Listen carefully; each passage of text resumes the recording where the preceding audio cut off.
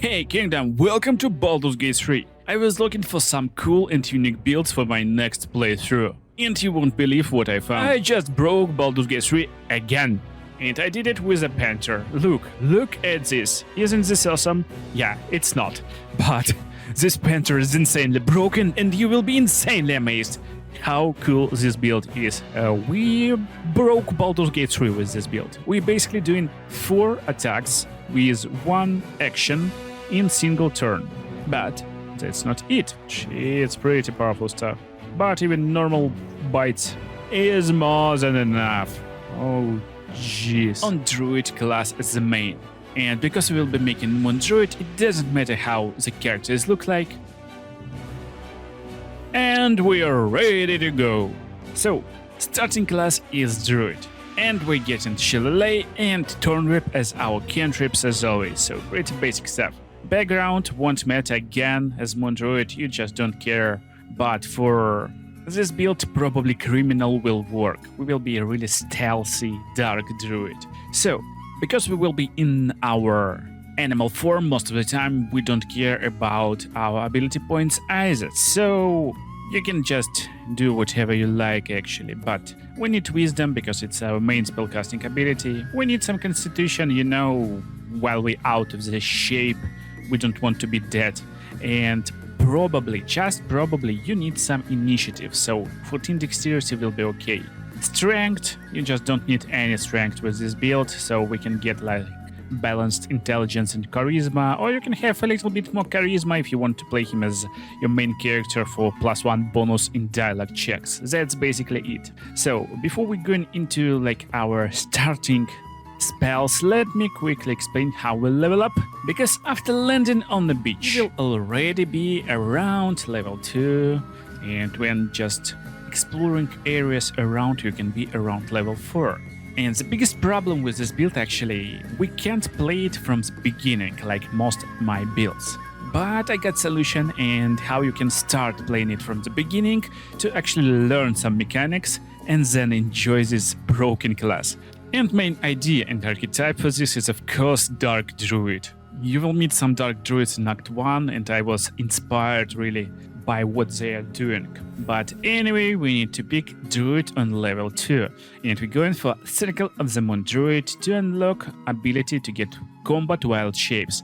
It's the same wild shapes as from other Druids, but now we can use it as bonus action and we can disengage from wild shape without any action or bonus action, so it's pretty like wild shape heavy playstyle.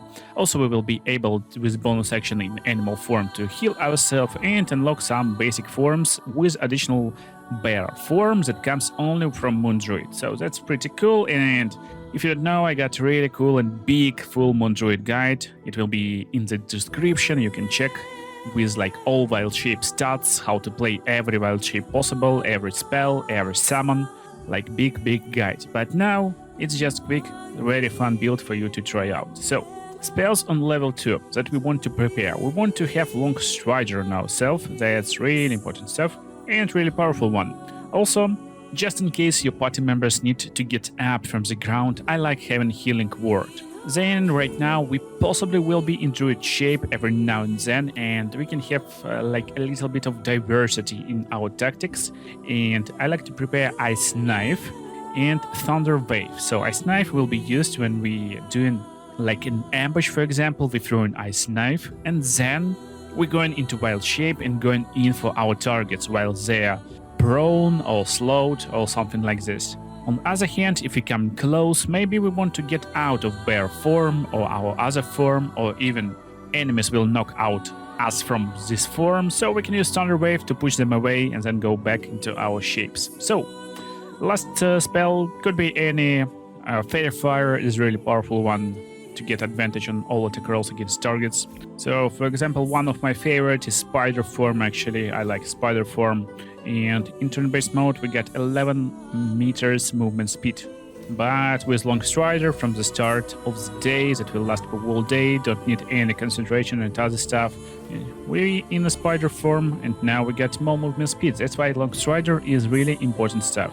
and you will be in this like shapes most of the time, but outside of the combat shillelagh bonus action, just cast it with bonus action on your stuff, and your stuff will become magical, will start to do bonus damage from wisdom, so pretty powerful stuff. And of course we can use Thorn Whip to pull targets to ourselves or push them off cliffs. Better said, like pull them off cliffs right to us. But before we continue, we need to make a decision how we continue our leveling. So it can be done two ways actually. So two ways how you can level. You can continue as Druid, and our main idea is to unlock Panther form. So Panther form is just very good, and honestly I think it's like best way to play this like style. But you may have some fun, especially if you're not playing on Honor mod, and we are on the Honor mod right now, of course. So if you're going on Honor mod, I recommend you sticking with like really Druid form, Druid levels until you hit to Panther, and then continue this build. But if you're having some fun, we can go straight into Rogue. So why do we need Rogue? Let me explain. Basically we want to get 3 levels in Rogue. So 1, 2 and level 3. And on 3rd level we want to unlock Assassin subclass. Assassin subclass comes with Assassinate Initiative that if we have advantage on attack rolls against creatures, we have advantage on attack rolls against creatures who haven't taken a turn yet. Also, if we're attacking against surprised enemies, it will be critical hit. And also, we get Assassin Alacrity. We're restoring action and bonus action at the start of the combat. So when we assassinating people, you know we can do it pretty freely even in Honor mod by restoring our actions and bonus actions. And we don't need any more rogue levels. So you can play like this at level 5 actually. So just as I'm showing you right now. And what you want to do, you want to actually go into like for example bear form, yeah? Or any other form actually. And also most important stuff about this build is to actually understand mechanics, how it works, because it's like pretty unique and pretty hard. But when you understand mechanics, it will be just a breeze. So now guys, listen carefully because it's like super important. It's like insanely important, but it breaks this game basically. I'm not lying, as always. We will break Baldurs Gate 3 again. Yeah, again, like 5 times in a row with all my builds. So what we're doing right now, we crawling, you see, we're stealthy bear right now. And if I attack this intellect devourer, even with advantage, you can see what will happen. Let me just show you. So we're attacking and he is surprised. But it's not always the case. There's like most important stuff. Sometimes they are not surprised, and there's actually a way how to always surprise your enemies.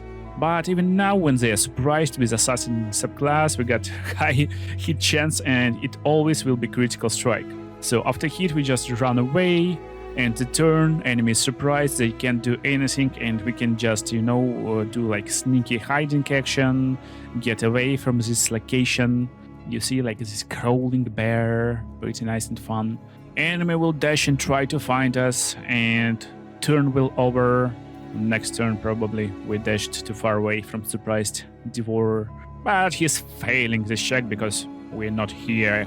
But if you want to always, and I really mean always, surprise your enemies, you need not only to be in hide position, but also you need to be in turn-based mode. I don't know how this is coded actually, but it works like this. So if you're in turn-based mode right now, before attacking, and you attacking from hiding position, enemy will always be surprised. You're doing one action basically, attacking enemy is surprised, and your next attack will be critical hit.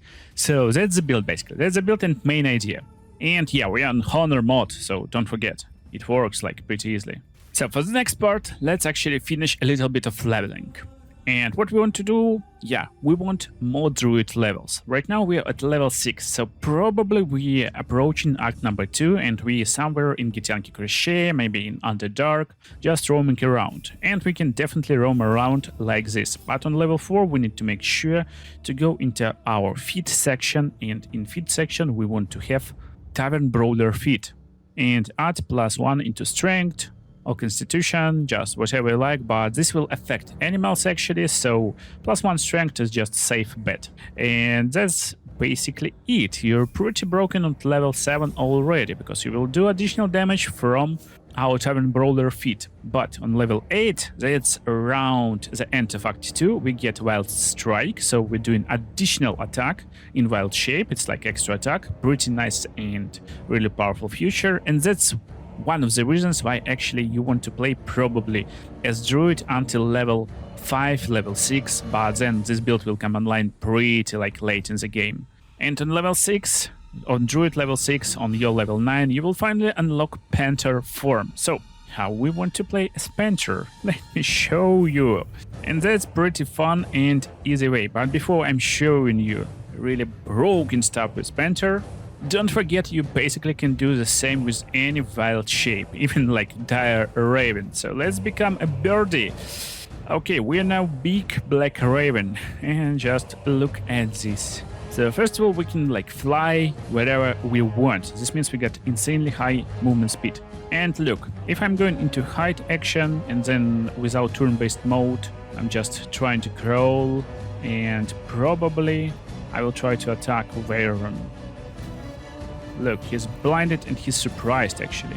So I'm lucky, but I tested and a few times he wasn't surprised. But again, we can like sneak as a birdie, we can do like one attack, we will be able to do 2 attacks in reality, and even 3rd attack for some reason.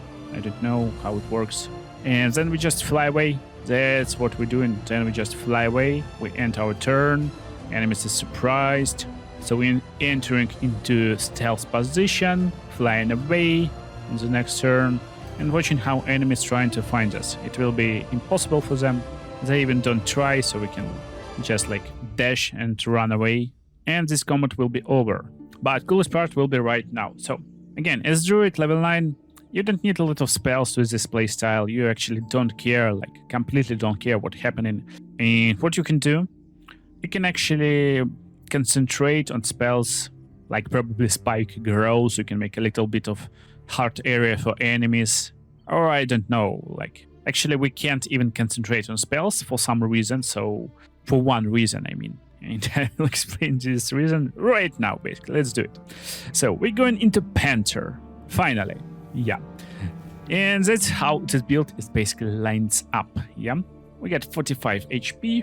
We're going into sneaky mode, and now they are pretty aware of our presence here. So what we can do, we can try to sneak up and actually bite Taman. He's surprised again. So I don't know, I just tested this before recording and he wasn't surprised every time. But every time I'm using turn-based mode, it's working.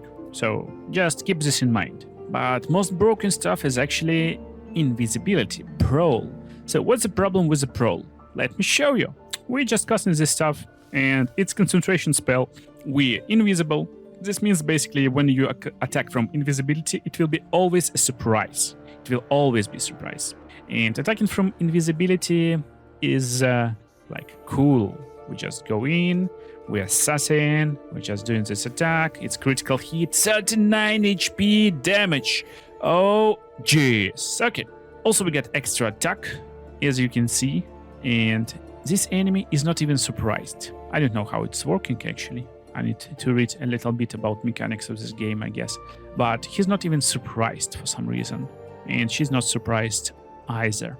But what I can do, I can just hit him once. And it's not critical hit because he's not surprised. You see, he's pretty okay.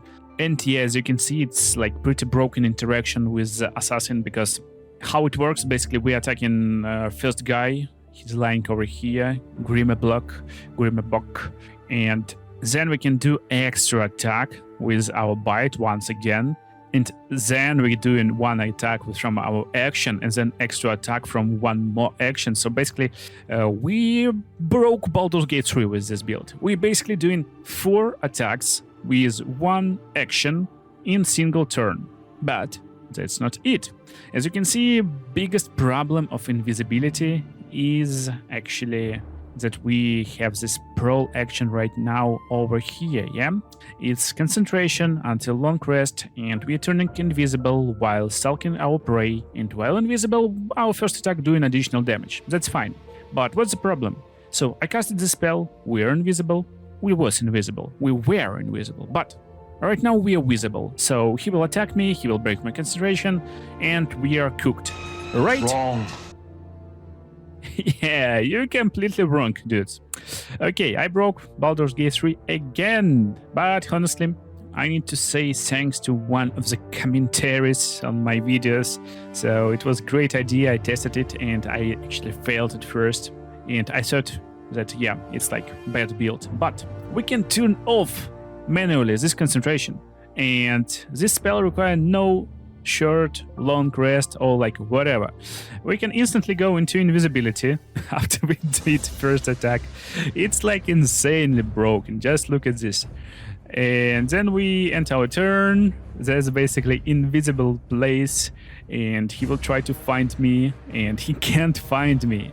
Oh jeez, fight is over, but not for me, my friend, not for me. We're going in invisible again, just again, and doing our bite thing. So first attack, surprise, finally, and now next attack will be critical hit, and yeah, it's not single attack. Look, we can do one more attack. That's extra attack, extra 21 damage.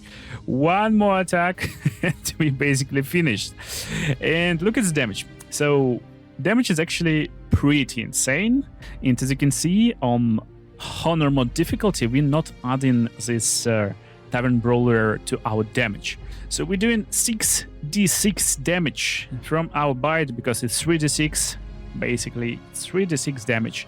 And it's doubled from critical strike, and also it's 1d4 plus 2, so we basically add in 2d4 plus 2 from our dexterity modifier. And that's our damage. That's pretty insane, pretty big number, and we can always be in the invisibility, just turn off concentration, turn on Prowl again, and you can actually play almost like action RPG with this style. It's insanely fun, but let's make it even better. And we got two options. So option number one, what we can do. The options that were suggested in commentary, it's actually pretty fun one. We're going for Warlock. We like completely don't care about our spells, so you can even go without Eldritch Blast, just go for some fun stuff like Minor Illusion, you know, Mage Hand, whatever. Then you want your subclass. It's important stuff. Make sure to get Great Old One, because Great Old One from first level got Mortar Reminder, which is whenever you land a critical strike against a creature, that creature and any nearby enemies must succeed a Wisdom saving throw or become frightened until the end of next turn.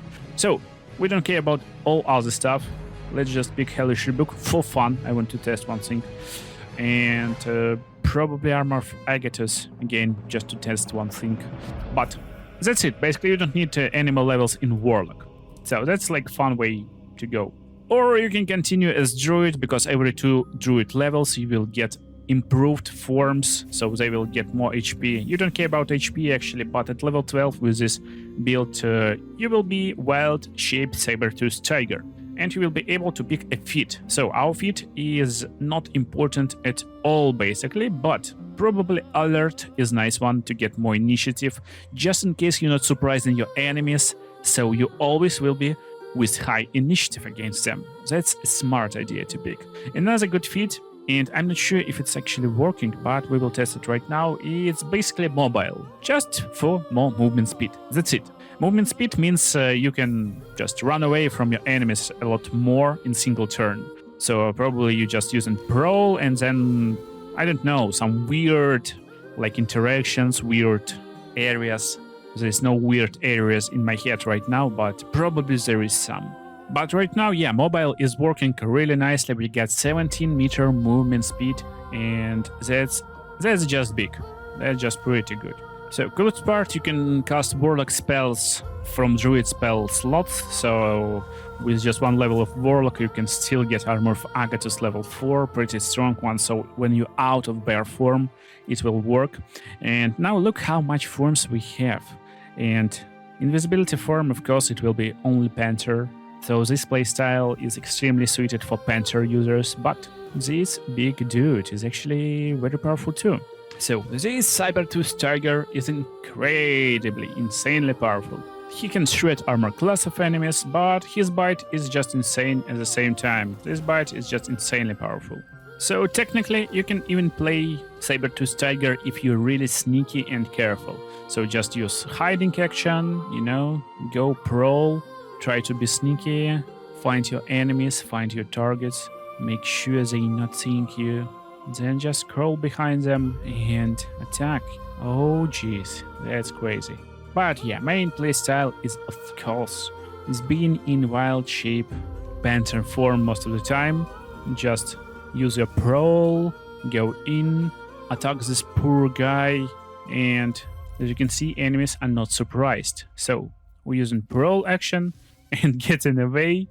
We're invisible. That's just broken, guys. That's insanely broken. But you're probably thinking like, how this will work in Act 3? Yeah, in Act 2. Like, let's go in Act 3. I will show you right now. It's like insanely powerful stuff. But I'm having like loads of fun with this build. And look, when we're attacking from turn-based mode, they will be surprised. As you can see, they're surprised. At least she was surprised for some reason. Like Torga is not surprised, but we can just end her like this.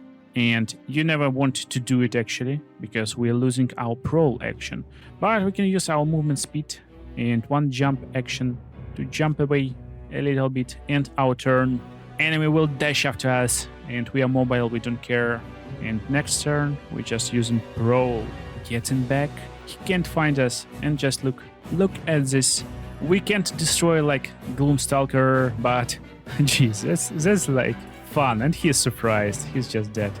And every critical hit will be this mortal reminder. So let's go into Act 3 right now. And we are in the Act 3, so let's do our thing. As always, let's test this on guards over here. I don't know, but it's looking pretty cool. And coolest part, you don't need basically any items to make this build work. Like 0 items needed. Just attack, and they're not surprised. That's why we need... No, they are surprised, but not everyone's surprised. Yeah. This guy is not surprised, and we just tested. Look. We got no damage from Steel Watcher. You know why? Because we got Armor of Agathos. Yeah, Armor of Agathos is working really nicely. So Armor of Agathos is nice pick, like best pick for this build. And what we want to do is to basically like make one more attack. Yeah, it won't use any action.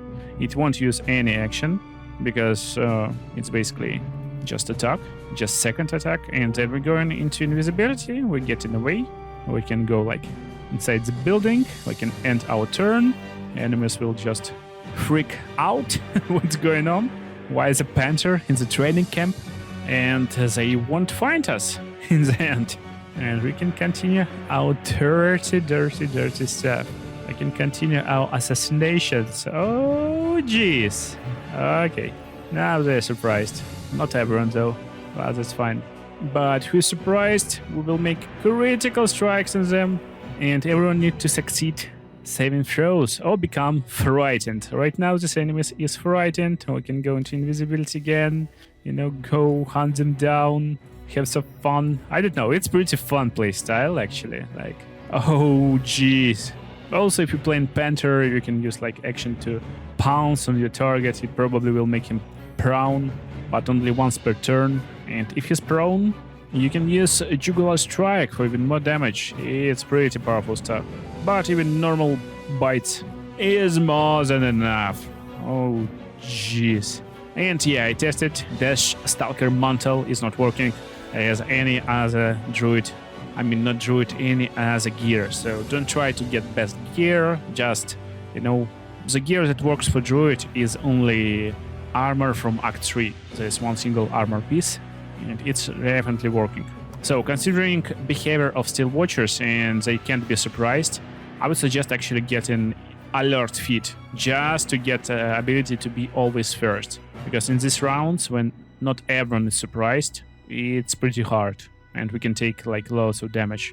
But this guy is surprised, so sorry, but you're done, and we are getting away from our assassination sensation. Oh jeez. So yeah, it's definitely not as powerful as probably like Gloomstalker with Arrow of Many Targets, But believe me, you will have loads of fun by having Druid like this in your party. You can use him as an engagement tool, to test some grounds, to try different opponents and get away, to then get in with your party.